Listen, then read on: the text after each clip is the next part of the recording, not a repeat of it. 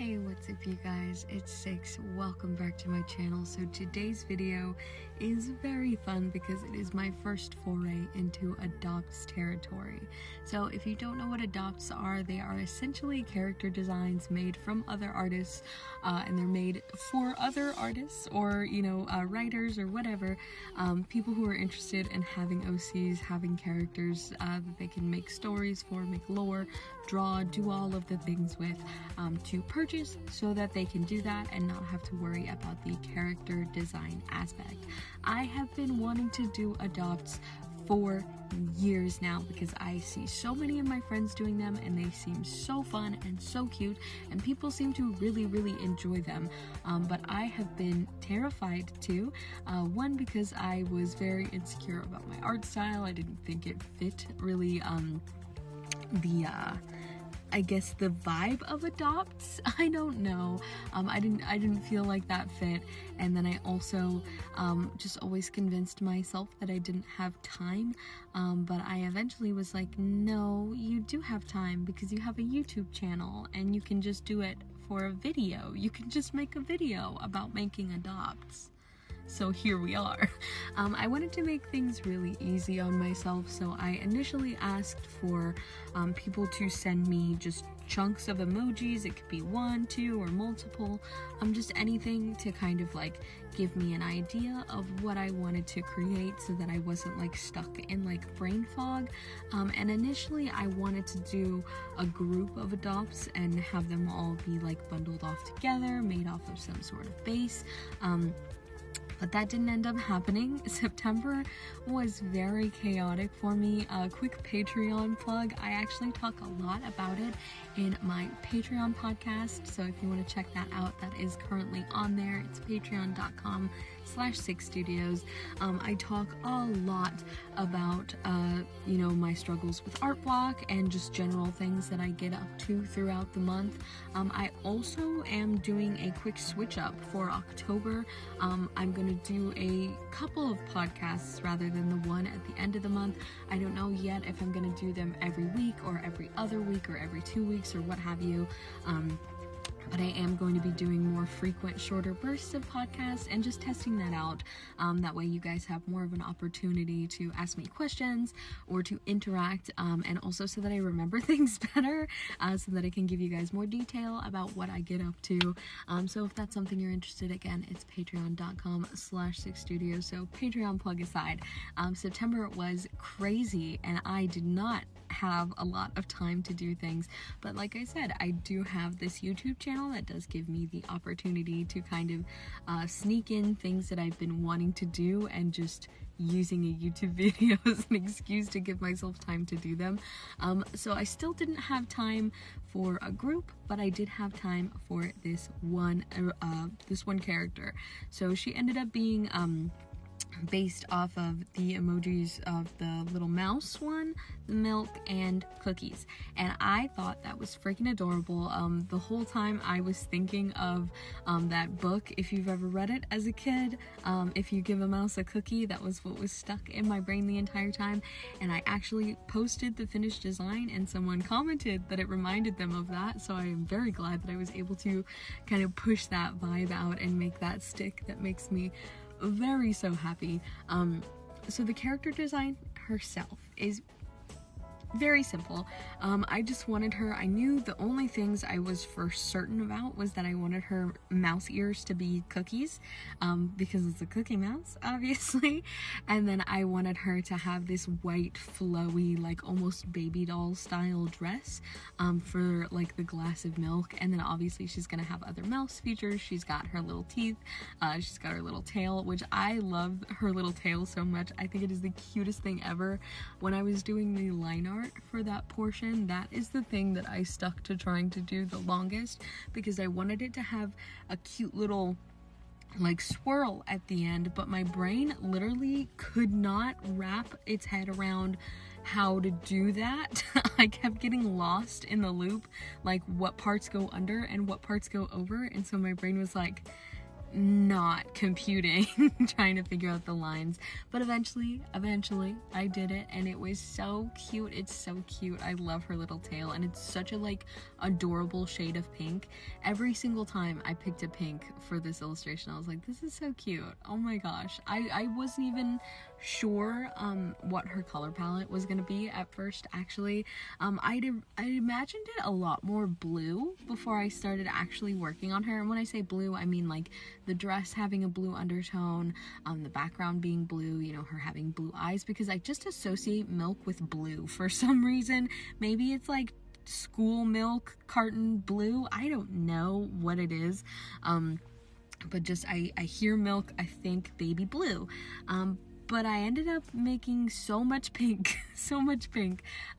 So I think the thing that caused that was I knew I wanted her to be tan, and I wanted her to have brown eyes and brown hair, because I thought those would really complement like the baby white dress and all of that, and the little pink of her nose and her tail. But when I painted the dress initially, I was like, this is really like, it's kind of like a cream color. It's not quite white.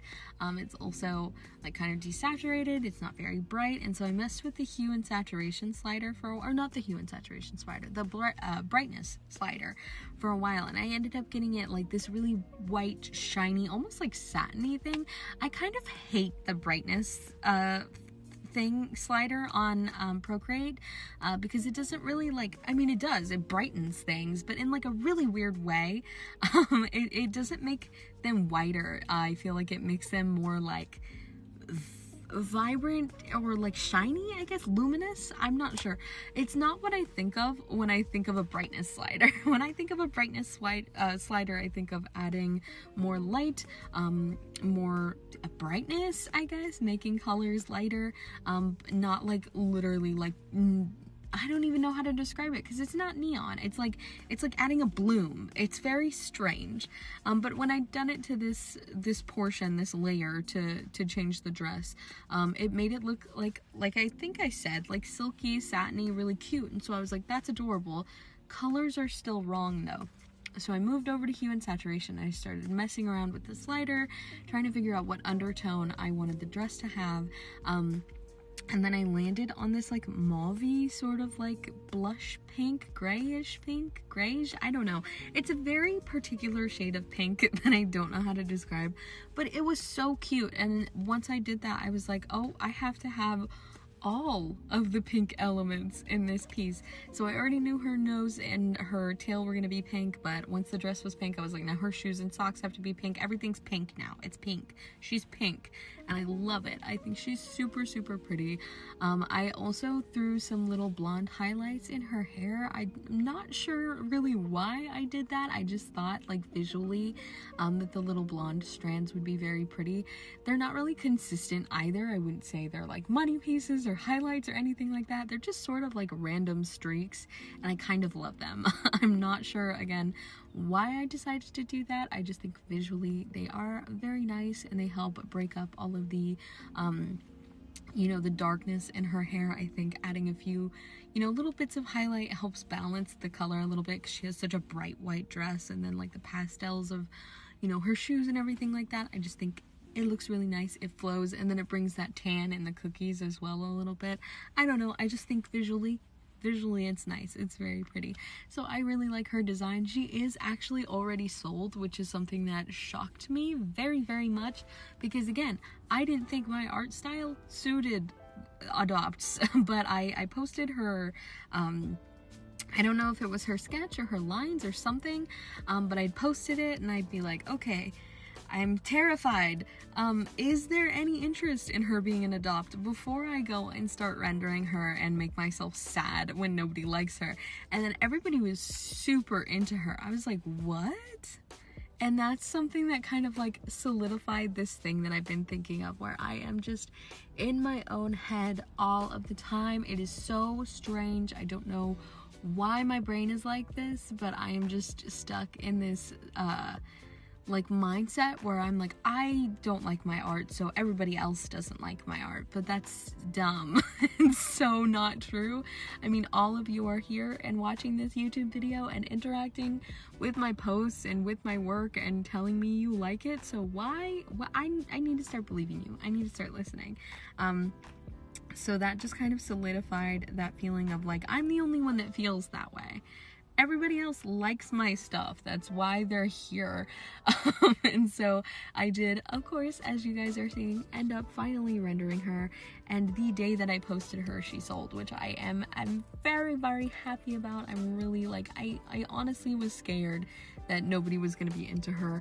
I do still want to make like a proper base that I can do these illustrations off of, and I've done a couple of takes of this voiceover, so I can't remember if I actually talked about it in this one, but I will repeat myself if I did already. You can skip past this part, but just in case, I want to make a base so that I can properly get designs out quicker, more consistently, and have them be like a fun little thing that I can do outside of commission work, because doing this one was absolutely so much fun, but at the same time it's like it's a full body illustration.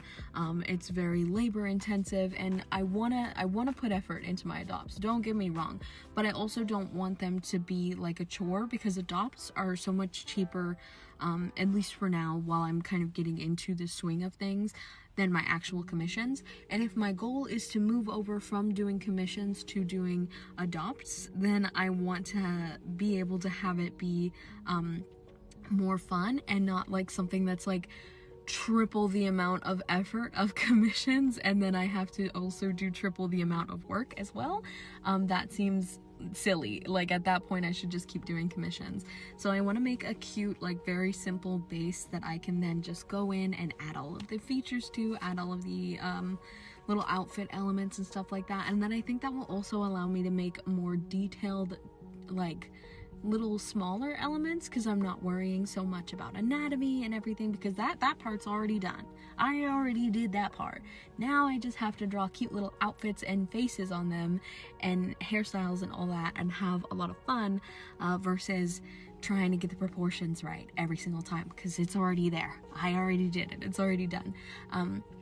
But I mostly have seen adopts done in like chibi or anime art styles, which is obviously very different from my illustration work. So I don't know if I'm going to like keep it in my regular illustration style or try to find an in-between where it's like a more simplified version of my style. I've been experimenting a lot with that in the last few years, especially for like when I want to make quick things like comics or anything like that, or like joke little TikTok posts. I try to do a more simplified version of my art style for that, because I don't want to say my art style is super detailed, but it's definitely like a lot of it's like somewhere between semi-realism and like still kind of like anime. I don't know. It's more detailed than like an Adventure Time character or something like that, you know? So I'm trying to find a middle ground where it's like it's simple, but it's still my art style and not something that's like drastically different, but I'm also not making more work for myself for less income, because that would be bad and not good, and I would just stress myself out even more. I want this to be like a fun, exciting thing that I can do and not have to worry so much, and then I can put out my own personal work more. I'll be able to update the shop more with like prints and stickers if I'm able to do my own personal stuff outside of commissions and Patreon and stuff like that. So hopefully this ends up being a really fun thing. I will surely, hopefully, make more videos in the future of me making other adopts. Let me know if you guys even want to see anything like that, if you guys think that seeing them is interesting, if you guys want me to post them here more often, maybe on the community tab or something like that. I don't know. I'm very new to this, but I am having a lot of fun. Anyways, before we head out, I want to give a huge shout out to my patrons. So we have the wonderful, the incredible Elise Thompson, Duran, Mandy, Sleeps, Created by Twins, Inkimu Art, Psychwalker Art, Fish Nor Flesh, Akita Kai, Watery Turd, and Daru. You guys are the best. Thank you so much for continuing to support me on Patreon. It means the world to me. You guys are the reason that I am able to do fun stuff like this and continue doing my YouTube channel and exist and function as a person. So if you want to help me do that, no pressure, feel free to check out the Patreon. Again, it is patreon.com/six.studios. You can join for as little as $1 a month. You get an extra YouTube video every single month alongside a ton of other cool rewards like shoutouts in these videos, real-time speed paints of some of my other ones. I am very backed up on real-time videos right now, but I promise there will be a huge burst of them at some point. But there are still some on there. Of course, Patreon rewards. If you join the Matcha Mail or Chamomile tiers, you will get monthly rewards every single month of a sticker and a print for a theme that you decide. So be sure to go and check that out. I think the poll for this month is going to be closing or is closed as of this YouTube video. So check that out. See, and then maybe leave suggestions for what you guys want to see for November's theme. But anyways, that is it for this video, guys. I love you so much, and I'll see y'all in the next one. Bye.